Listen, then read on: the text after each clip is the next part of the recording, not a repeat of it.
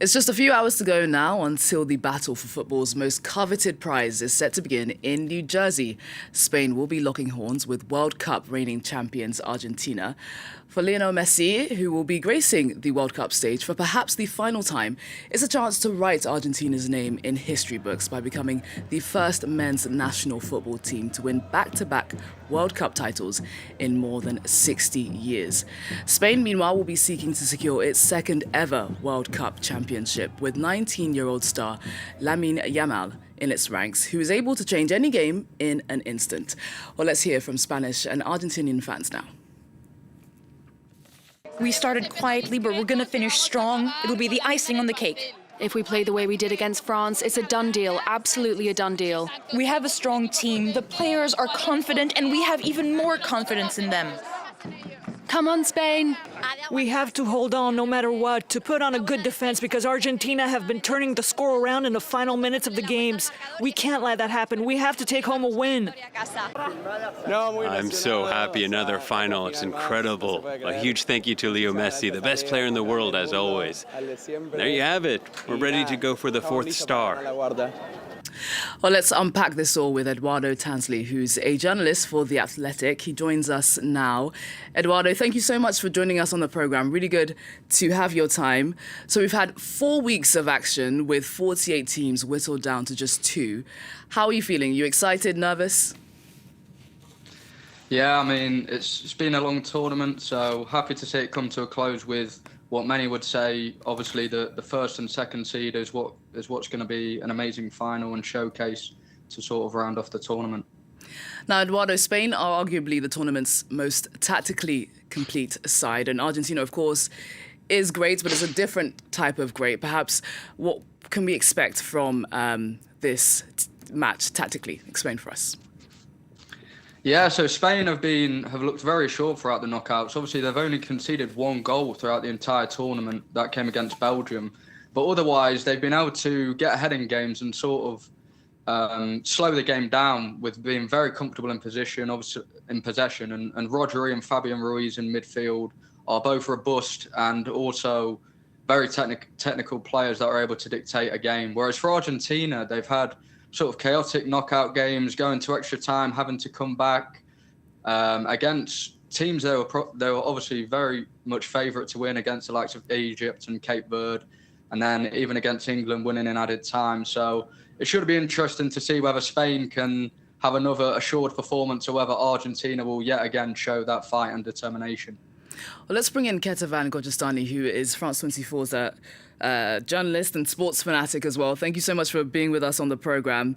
We heard there from Eduardo, chaos. We know that it's going to be a blockbuster game tonight.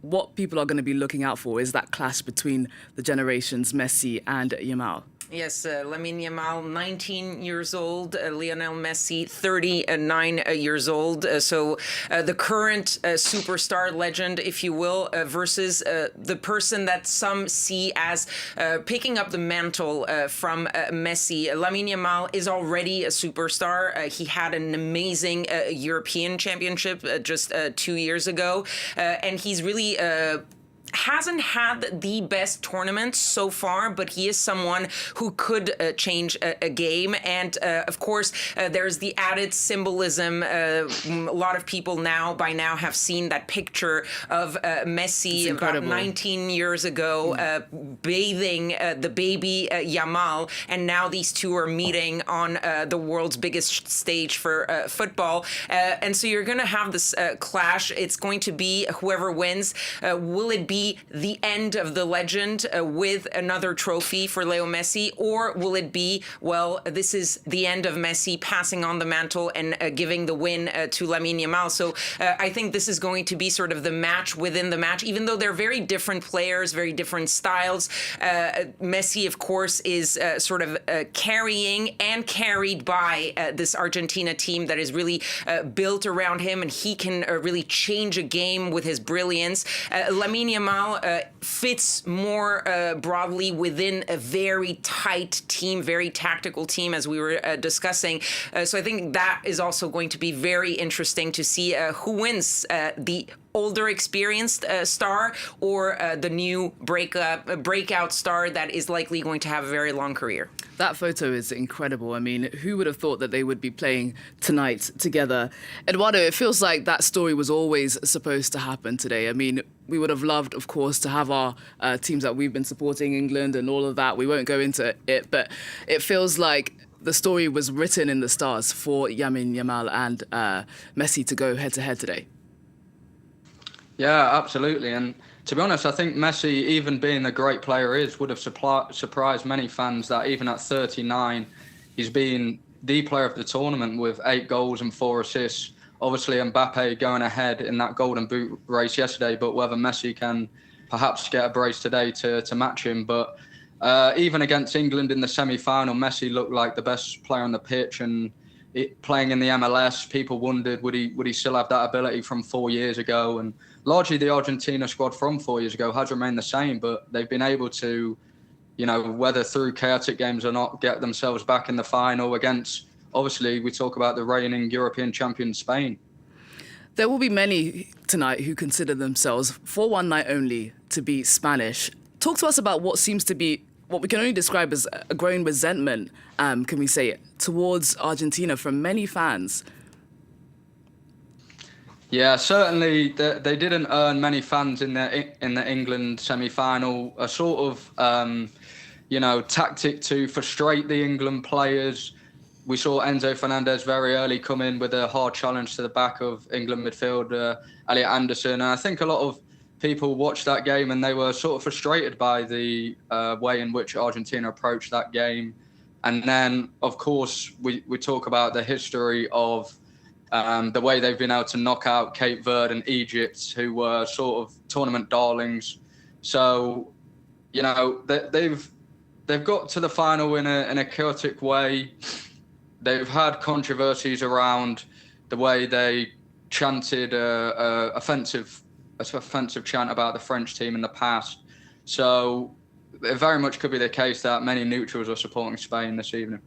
Kethevane, do you think the growing support for Spain, is that going to spur them on and get them over the line? Well, look, it's always nice to have the support of the most people. But of course, the Argentina fans, we saw them in New York in Times Square yesterday. I mean, Selena was saying that they really overpower the number of Spanish fans because they have some very, very dedicated fans. But it is true that if you're not Argentinian, most likely, if one of your teams was playing in this tournament, or if your team was France, you will likely be supporting Spain, because there are a lot of things, and Eduardo mentioned a few, the politics that came into the game against England with the reference to the Malvinas or the Falkland Islands, which was a very political display that shouldn't happen at a FIFA game. Those racist chants that they've had in the past against the French, the way a lot of people look on, especially in this competition, and have seen a lot of refereeing calls that felt a little bit unfair, at least felt like some of these things that were called as fouls against other teams were not when it came to Argentina. So there is an aspect of sort of unfairness, if you will. Is that borne by reality? There is no proof right now, but there is a sort of growing resentment of the Argentina fans, and you just look at social media. My social media is filled with videos of people from all around the world expressing why they're so unhappy with Argentina, and even the South Americans who are saying we're going to support the country of our colonizers over our neighbor because we simply hate Argentina so much. So it is sports, of course. We have to remember that. But there is, yes, a sort of us against the world vibe for the Argentinians, which can also spur you on when you're on the pitch. That is very true. We'll have to see if it does. Lots of controversy. We're going to get on to that. But for now, let's talk about how this has become a massive American-style spectacle tonight. There's going to be a great lineup for that halftime show, the first ever one in the World Cup's history. We've got Justin Bieber, Shakira, Madonna. They're going to headline. People were already annoyed, let's say, by the hydration breaks. Are these new policies, do you think they're going to stay with us, Eduardo? Well, I think it could lead to a very stop and start game. We talk about the hydration breaks already, almost acting as 4 quarters, and we see teams revitalize after a hydration break or perhaps stopped in their tracks when they gain certain momentum. So along with a half an hour half-time show, it could really affect the quality of the game in terms of its ability to gain momentum. Obviously, with the next tournament being across Spain, Morocco and Portugal, whether this is just a US thing, it probably seems as though that would be the case, although obviously we have seen FIFA have done research as to whether the hydration breaks, they deem them a success or not. But overall, I would say that they have proved to be unpopular, at least here, the consensus seems to be that. And obviously, it was a factor in terms of the temperature being one of the hottest World Cups to date. So whether we see that continue in the next World Cup, I think it may be down to it being held in the US. I have to say, I wasn't a big fan of the hydration breaks. Kethevane, we were speaking earlier and you used that term, the Americanization of the World Cup, which I thought was perfect because this has really been a World Cup like no other. Yes, and I think the question of the hydration breaks, for example, there have been hydration breaks in World Cups before, in Euro championships before, but when you have a hydration break in an air-conditioned closed stadium, as we've seen in this World Cup, it's no longer a hydration break. It's not about the well-being of the players. It's about having a break so that advertisers can make money, and that is what people were also a little bit unhappy with, is that, yes, by all means, if it's 35 degrees and 90% humidity and you're playing in an open stadium, there has to be a hydration break for the welfare of the players. But if you're playing in the rain by 20 degrees or in a closed stadium, you don't need one. Players have played 45 minutes without a hydration break for a long time. The halftime show sort of falls into that too, because World Cups usually have an opening act, but the party or the concert is before the start of the game. And once the game starts, it's about the football. It's not about the halftime show. And it also goes against FIFA rules. Technically, FIFA rules say that the halftime break should not be more than 15 minutes. We're expecting the show to last around 12 to 14 minutes, like a Super Bowl show. But you have to add to that setting up the stage on the pitch and removing it. So we're likely looking at possibly 25, 30 minutes of a break. We'll see how that turns out. But there is also an aspect that was very Americanized. I watch a lot of US sports, the panning to stars during the games. We've seen this at tennis tournaments when they pan to stars, but it happens when there is a sort of a change, and the players sit down and there's a break in the game. But here during the World Cup, you had pans that were happening while the ball was in action, which is completely different from what we know and love about football. Indeed. Let's talk about how expensive this World Cup was, because you talked about advertising there and just the amount of money that is going to be earned throughout this tournament, that has been earned so far.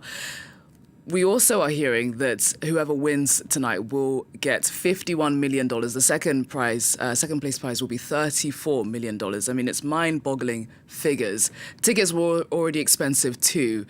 This final is going to be the most expensive sporting event ever. I mean, Eduardo, how do you feel hearing these numbers? Yeah, I think obviously it is unfortunate in terms of the fans in Mexico, Canada, and the United States.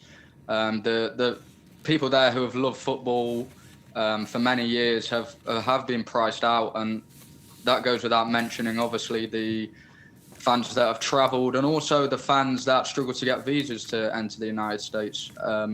So I think in terms of that, fans have certainly been priced out, and that's made for a different kind of atmosphere at this World Cup.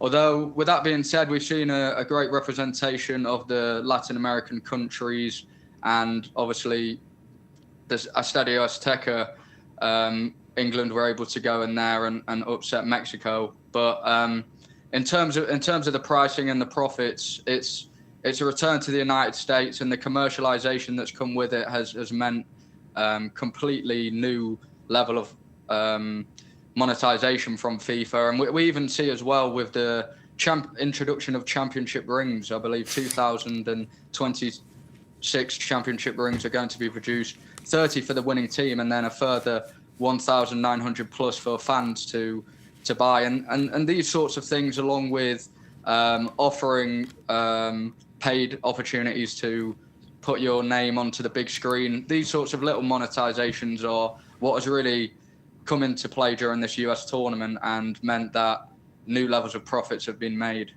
Indeed. Eduardo, thank you so much for joining us on the programme. I'd have loved to ask you who your money's on for tonight, but we've run out of time. Kethevane, thank you as well for joining us.